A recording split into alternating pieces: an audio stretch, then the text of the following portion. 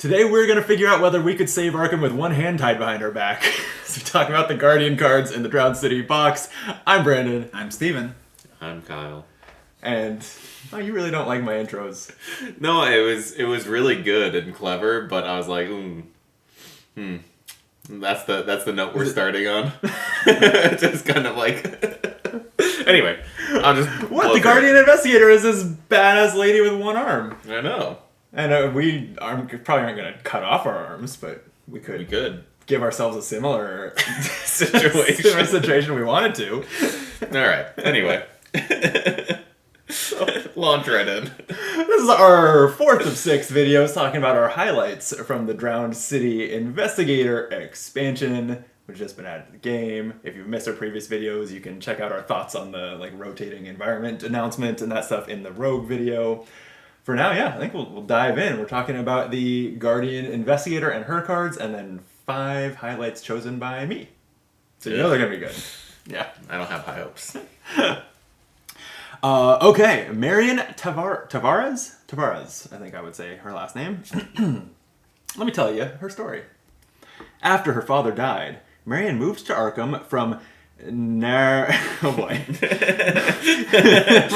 Narragansett Bay. Yeah. She purchased a boat with her friend, Annalise Taylor, and the two found a new home among... Oh, man. I think every investigator in this box so far has had a loved one die in their flavor text. I'm not feeling good about Annalise Taylor. No.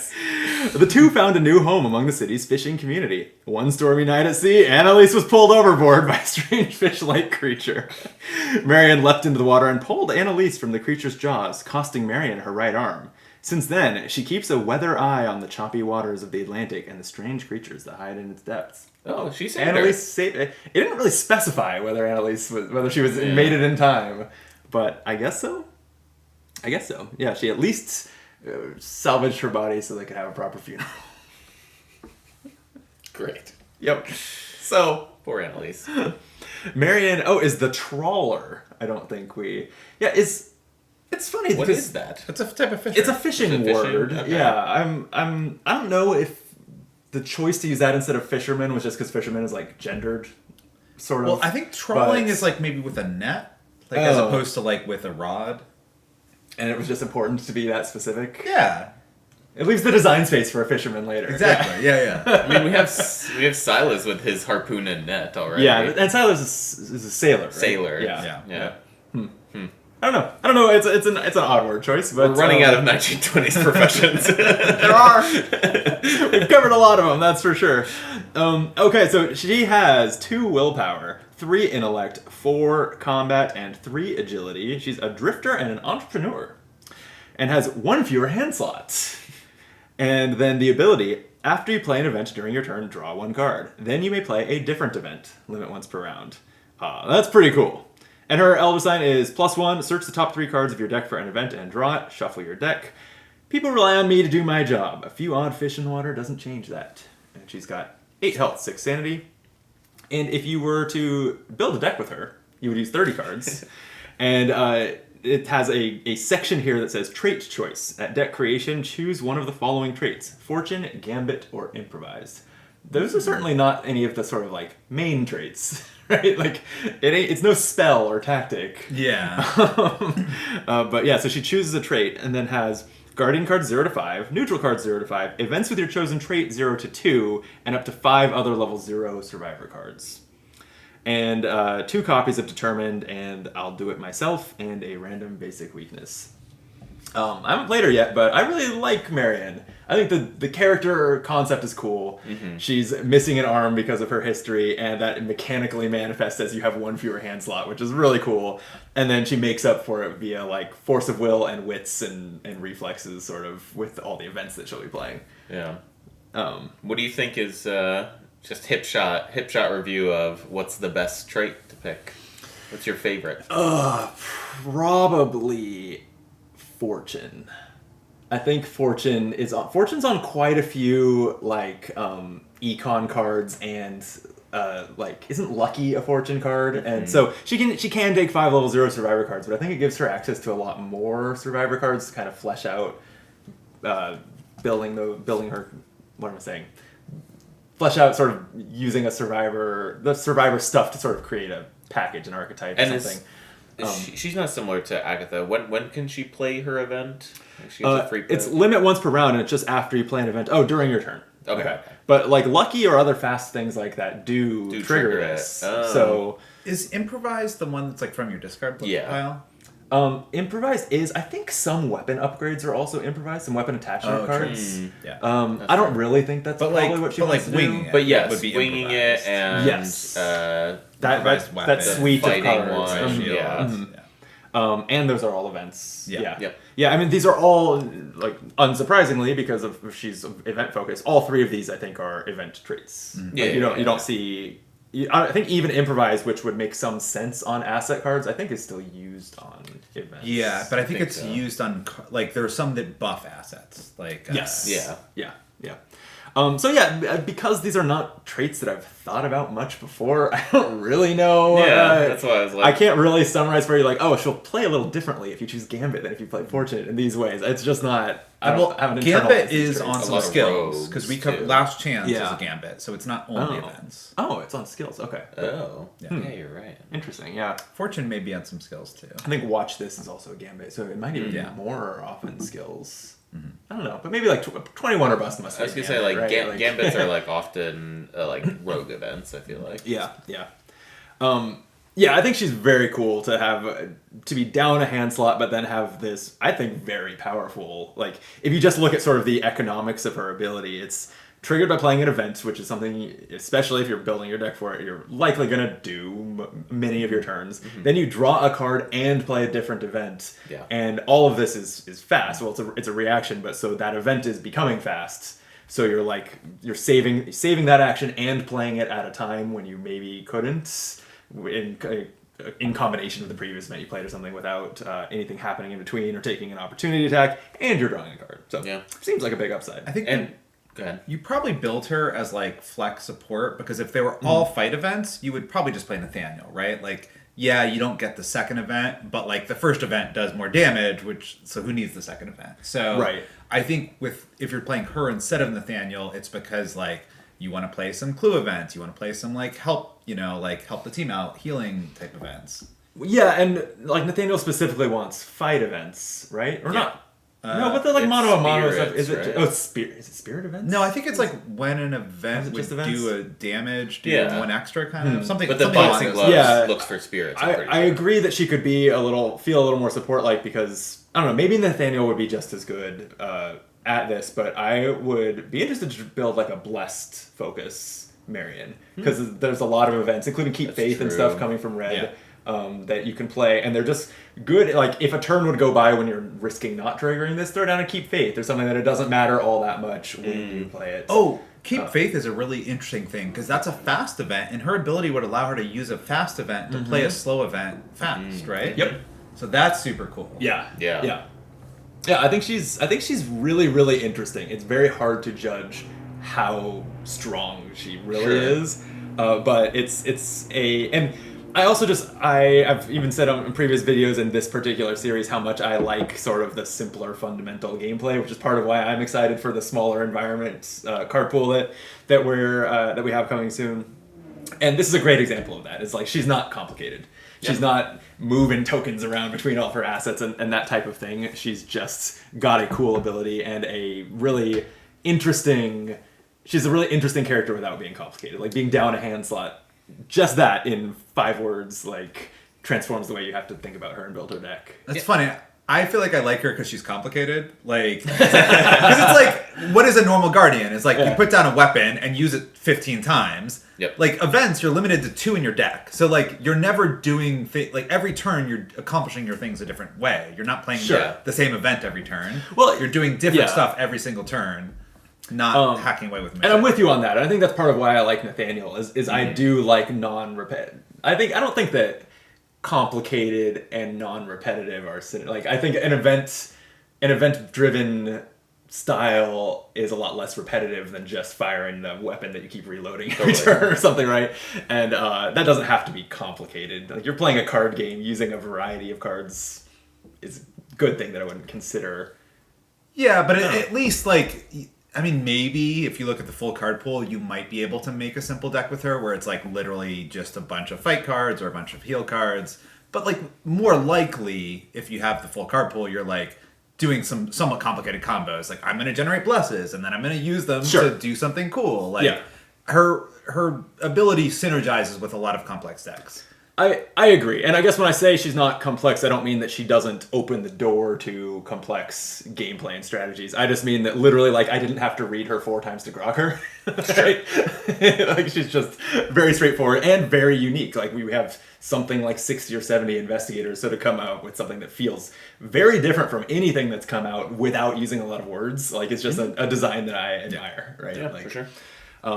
So anyway, she does get 2 copies of her signature skill Determined, which is an innate skill with 1 wild icon. And it says, if this skill test is successful and it is on an event you played, you may return Determined to your hand instead of discarding it. So as long as you keep playing events with skill tests that she can pass, she gets, once she's drawn both of these, +2 to all of them. Right? Sure. She'll never fail one. Never. It's very similar to, there's a old rogue card, maybe. It's like a pass by 2 or pass by 3. Opportunist. Okay, yeah. So it's very similar to that, and she can't take that, can she? No. So I think that would be fun. Yeah. I think it's sort of it's the least obvious thing to do to give her a skill as her signature. It seems like the most obvious thing would be for it to be an event, and the next obvious thing would be for it to be an asset that cares about events. Sure. Instead, we got a skill that cares about events, Yeah. which is a juke. But it's cool. It's basically like, you could think of it as It's kind of like an asset that sits in your hand. exactly, and it's the phantom limb. right. And then her weakness is I'll do it myself, which is a weird name for a weakness. It says it's a flaw. Like, why is self-confidence? No, it's not working with your team. Yeah, you can't. What's it called? Delegate. Fine, I'll just do it myself. So I think this is a pretty rough one, actually. Revelation, put it into your threat area. As an additional cost for you to play an event, take 1 horror. So you could take 2 horror at fast speed, like you were describing.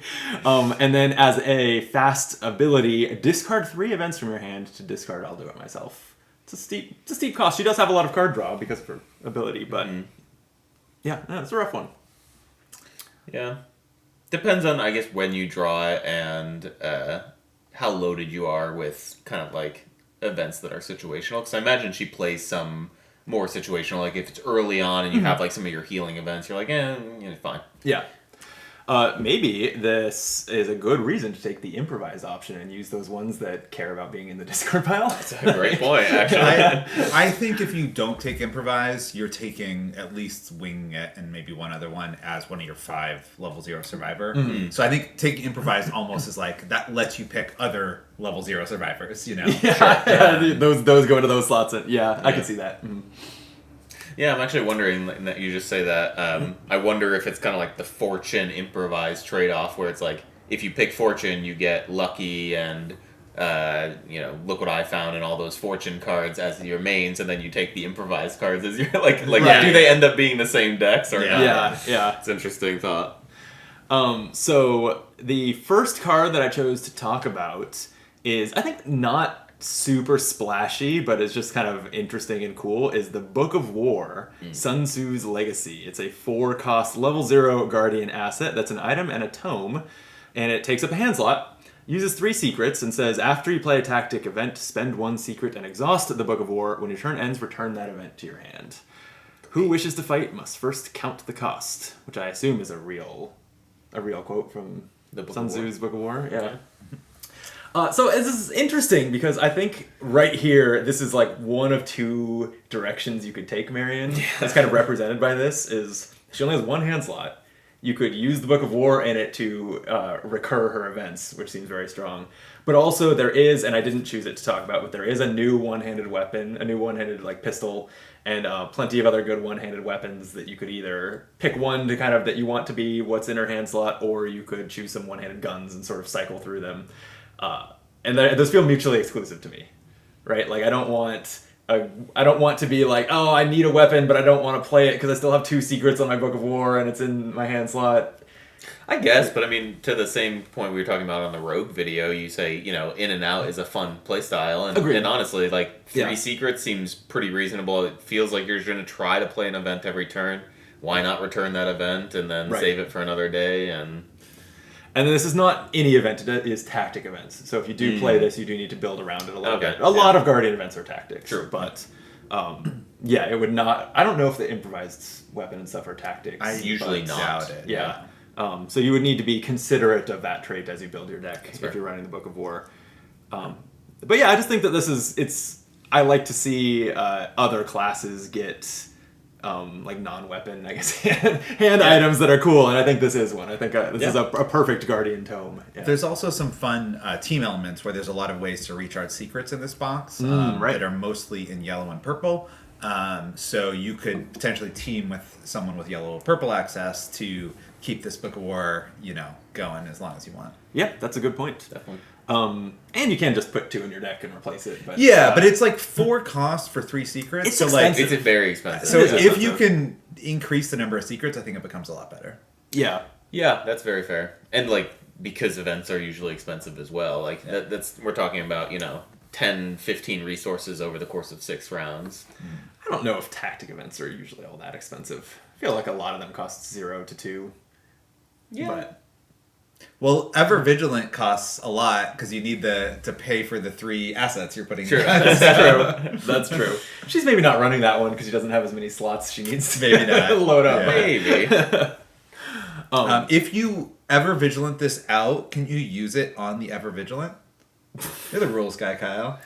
What's the timing of this? This says after you play a tactic event. Does this have to see you play, be in play and see you play the tactic event in order to activate it after? I think because it's an after trigger, you would be able to. Yeah, I think you would be able to. Interesting. That'd be pretty good. Yeah, I think you're probably right. That is pretty good. Because usually it's when it's after an event, it's after the resolution of that event. But do you need to play Ever Vigilant twice? I think it's worth it with the upgraded ones. Especially Marion. I think the upgraded one lets everyone put out assets. That's true. So I think level 4 would be a big hit for that. Yeah. I do think that if you're playing support Marion, you are probably going this direction with it. Probably. Less likely than. Yeah. And there are definitely the tools, at least in the current huge card pool. There are the tools to make such a damage heavy deck with lots of events that she doesn't need a weapon. It's true. It's more or less what Nate does, although his boxing gloves buff his skill tests, right? But I think it's definitely possible. I don't know. I think she's gonna be interesting to build with. I feel like they should have brought a boxing glove that did a similar thing, just didn't dig as far deep. Just call it boxing glove. Yeah, That's a one. It's just a one-handed boxing glove. It's funny. Last time on Seeker, you chose almost all level 0. We are now already to the leveled up cards in my choices. With Hunter's Mark, a level 1 Guardian event that costs 1 and is a spell that says fast, attached to an enemy at your location, limit 1 per enemy. Investigators get +1 combat while fighting this enemy. When damage is dealt to attached enemy, discard Hunter's Mark, deal 1 additional damage to that enemy. Any investigator may trigger this ability. I think this is just really cool because there's not a lot in the game of debuffing enemies, right? Other than kind of exhausting them and maybe making it so they can't ready on the next enemy phase. There's just not a lot of stuff like this, so I really like it. The biggest thing on there is the 2 words that are not on there. Which is... Non-elite. Oh, you're absolutely right. Yeah. This works just as well on Elite. Probably better because killer. it buffs +1 damage, +1 combat to every... Oh, no, I'm sorry. No. Discard Hunter's Mark to deal extra damage. Yeah, But the that's +1 right, fight right, against your boss is huge. It's great. Yep. Yeah. Yep. And then +1 damage at the end or... Yeah. Whenever you need it, Yep. Yeah, I totally agree. It's just a style of card we haven't seen much of, so I really like it. Yeah, and I feel like we've seen some of the debuffing of enemies, but it's usually the Seeker is analyzing the anatomy of the monster, and for that round, you remember that the anatomy is weak at the hip, and you can attack it. But then after the round's over, you just forget that information. Whereas this doesn't have that same flaw of this can last rounds, which is really nice. And speaking about it with Marion, it is another example of a fast event you can play, and also the hidden text on this then is then draw a card and play another event fast. Yeah. Pretty good. And I think the price is right for it at 1 experience, 1 resource. Yep. Like it's not. Totally. Yeah, really like it. And then, did I pick like 1 of each level? Yeah. Oh, okay. We're going 2 and then 3 and then another 3. Bulwark, I wanted to talk about. It is a 2 experience, 2 cost Guardian asset that's a ritual, goes in an arcane slot. It says limit 1 per investigator, seal the Elder Sign or +1, and you may resolve this keyword again after you defeat an enemy. And then, as a reaction, when an enemy would attack an investigator at your location, exhaust Bulwark and release a token sealed here. Cancel that attack. Ready another asset you control. There's a lot going on there. Mm-hmm. This screams Daniela card to me, actually, because it's canceling attacks and readying. Like, I think her wrench exhausts and stuff like that. It seems really good. But this, I know sprinkled throughout this box, there are several of these assets that seal a token and let you do something to re-seal it. Mm-hmm. Like, really so. It's kind of like it has a replenishing use, but it's doing it with sealing a token instead. Yep. And so I just wanted to make sure we talked about at least one of those, because I think that's cool. I agree. Yeah, this would be better, obviously, if it sealed a bad token instead of a good token. It's also interesting because in some difficulty levels, you might be able to put 2 ammo on this. But I feel like harder difficulties, you rarely have a plus one. Yeah. So it essentially has max 1 ammo. And that's interesting. I didn't consider that the higher difficulties often don't have a +1 in the bag. Yeah. I feel like Steven and I mostly play hard nowadays, and I feel like I haven't seen the +1 in a long time. Yeah. I think hard is the difficulty to play with if you have a full collection, basically. Yeah. I've moved up to just playing hard also. I am excited to maybe, with the smaller card pool and the current environment, maybe go back to playing standard, right? Yeah. Or maybe at that point, when they're balancing around not eternity, then they can actually make it depend more on your experience level and stuff, and we will still feel like hard is right. Yeah. But it won't be quite as... Anyway, we don't have to... But yeah, I like this card a lot. Daniela is who it stands out to me, but really any investigator being supportive and sticking with other investigators a lot, whether you're using, why am I blanking on the asset that moves you along with someone else who moves? Safeguard, yeah. Whether you're using Safeguard or if you're just Carson, right? If you just want this kind of utility power and you are staying with teammates a lot in multiplayer, I think it's pretty good. I don't like it outside of Daniela because, I feel like canceling attacks is like super situational. Like most of the time you want to kill them, you want to evade them. And so if I have to like lock up the Elder Sign until I want to do this really situational thing, that feels real bad. I think in general it's much more flexible to just put healing in your deck, and like that can help if someone gets attacked, but it can also help if they take damage from a treachery or something. I kind of like that it's sealing the Elder Sign though, because at least it feels good to use the ability. Like, it doesn't leave you feeling like, oh, someone's going to be attacked. Is it worth putting that tentacle, or not tentacle, it probably wouldn't be the auto fail, but is it worth putting that cultist back in the bag to cancel that attack? This time it's like win-win. You get the Elder Sign back and cancel. But it's like, if you play this irresponsibly, like where you don't have a plan, then it's like, ends up being you're planning your turnaround. How do I get attacked so we can get our Elder Sign back? And like, that just feels really bad. Like, when you're planning your whole turnaround, how do I get attacked? That's fair. I do find that, like, I'll sit with dodge in my hand. I mean, not so much these days, but in the old days, I'll sit with dodge in my hand and be like, man, I've been managing my enemies just fine, and I haven't been attacked. And this is, this kind of, maybe I commit this to the next test as eligible. Yeah. It's going to vary wildly, even from scenario to scenario, how useful this is. Yeah. Right? But I think it's a cool card. Definitely. Yeah, I agree. Next up is the level 3 permanent Guardian card, Locked and Loaded. It is a condition that says permanent, limit 1 per deck. Your firearm assets with uses ammo interplay with 1 additional ammo on them. Millimeters don't make no difference. Bullets just kind of kill you. Flavor text. That's good flavor text. I just think this is a great example of like a straightforward and fairly enticing signature card, or not signature card, permanent card. Yeah. It reminds me of the like Studious, and was it Studious? What's the one that gives you like Seekers have a 3 XP permanent card that give them an extra card? Oh, yeah. It's like that sort of permanent card. It's just very another day, another very dollar straightforward, just kind of like leveling up your character in a base. Yeah, and I mean, I'd argue it's a pretty significant leveling depending on what guns you're playing. You know, you're thinking like shotgun coming in with 3 shells instead of 2 is like that's 50% more, you know, dead monsters at the end of the day. It turns your Gatling gun into a baker's dozen. It does. And this is more like if you're playing with the new, was it the Remington? Like if you're trying to use Marion's hand slot to cycle through a few guns, this is great. Yeah, totally. Also, because weirdly, I think that this is a weird deck building rules, but because this has firearm in its text box, Michael McGlynn can take it and probably always wants to. Yeah. Because he's all about having multiple guns, not just in his deck but in play. Yep. And Seems great. Yeah. Pretty straightforwardly good permanent card, I think. I think less straightforwardly, but still interesting, is Quick Shot. It is a level 3 2-cost Guardian event that is Myriad. So for 3 experience, you get 3 copies. It's fast, but play only during your turn. Deal 1 damage to an enemy at your location.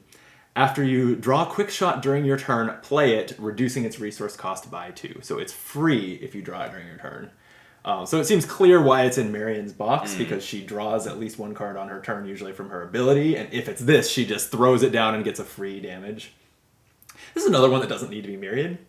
I don't really know why it is, but having 3 in your deck increases the chances that you drawing it on your turn. Well, and it lets you chain it 3 times. So I think like there's nothing. This isn't like Easy Mark. It doesn't chain. There's nothing about this. With Marion, if you were to play 1, you might chain into a second one, but there's no Easy Mark. Like I understand why Easy Mark is Myriad, less so on this. Yeah. But yeah, I just think it's a cool card. I think that it's nice to see testless guaranteed damage that has no. It's fast. There's no test. It's guaranteed damage, and there's no other criteria. It's not bold. You don't have to play it only on the first action. What's the traits on it? Spirit. So if Boxing Gloves Nate finds can find this. Yeah, so Nate uses it's thematically it's weird. You're using boxing gloves, but it's about shooting a gun. It's a quick shot with your glove. It's like a quick jab. Quick jab. Yeah. But yeah, I mean, like 0 cost 2 damage in Nathaniel is insane. Yep. Yeah. And he tutors it with his 9 or 12 dig and boxing gloves. Remind me, is Nate's extra damage once per round or once per round? Okay, so if you chain into this, you're like once per phase. I think is actually it. Okay, so if you did something that like drew you cards and this was one of them, it's maybe I would say with him you're significantly less likely to. Yeah, because boxing gloves you have to kill, right? Yeah. So I guess it's like you could like punch a little enemy just without playing an event. And then find this and then play it on another enemy. Play it on a different enemy. Yeah, you kill your swarm of rats and then you punch the ghoul that just jumped out at you. And I've always liked, even though I think they're probably not great, for whatever reason, I've always liked the, there's an investigate version of this that is, actually, and a guardian version, not version of this, but a card that is, I think it's when you draw it during your turn, you can immediately play it fast. Right? There's like one that gains you a couple resources, one that gives you a free investigate action, stuff like that. I always liked those. I'm not sure that they're great cards, but I like giving myself the chance for those perfect moments, those like cool moments, and then I end up drawing it in the upkeep phase and going, it's so often how it would go. Yeah, but I like those cards and I like this for a similar reason. Does this work with Book of War? Does it? It's not a tactic. Oh, and then also that return. Oh, yeah, it's not a tactic. Yeah. Right. And that returns it at the end of the turn, which you don't have. You probably can't play it anymore. I think. Yeah. Also, it's as far as it being discounted to free, it's after you draw it, so it's not if you return it to your hand from your discard pile. I'm not drawing it. Yeah, that's nothing. They probably don't even go in the same deck together, to be honest. I mean, Marion if you're trying to put enough tactics into your deck to make the Book of War strong, do you have room for 3 quick shots? I don't know. Maybe not. Yeah, I don't know. But I liked it. I don't know if it's good. I don't really know. I don't know that I mostly chose these cards because they were all that good. I think actually overall I thought the batch of Guardian cards was on the weak side in this box. I think it had some cards that might see play in the rotated environment like Crowbar that won't now.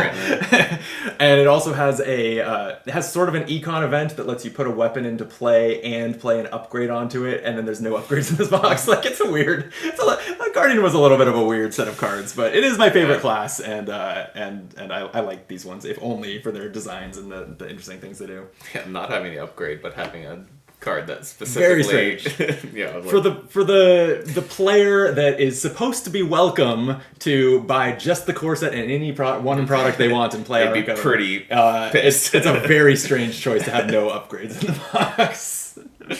But, yeah. oh well, I mean, it still has sort of the economic value equal to emergency cash. I think if you play a gun for 2 discount with it, but Yeah. it's Yeah, and it's Yeah. it's the discount is the play. Yeah. So we talked about this earlier, where it's like playing emergency cash, then playing a gun, 2 actions, whereas this is just 1 action for 2 resources, and play the gun.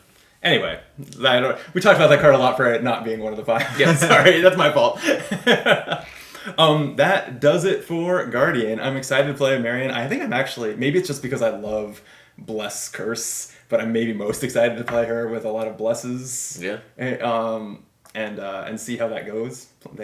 You'll play a lot of events that are both events generating blesses and paying off for them, like Being Righteous that. Smite. Yeah. Is that what it's called? Something like that. There's an investigate one where if you find a bless, you get an extra clue. Seems yeah. good. Yeah. I do think that most of the weapons that tie in with Bless are two-handed. So, Blessed Blade. not Blessed Blade. That's true. And there's like a high level one She of could, that. yeah, she could rock a Blessed Blade.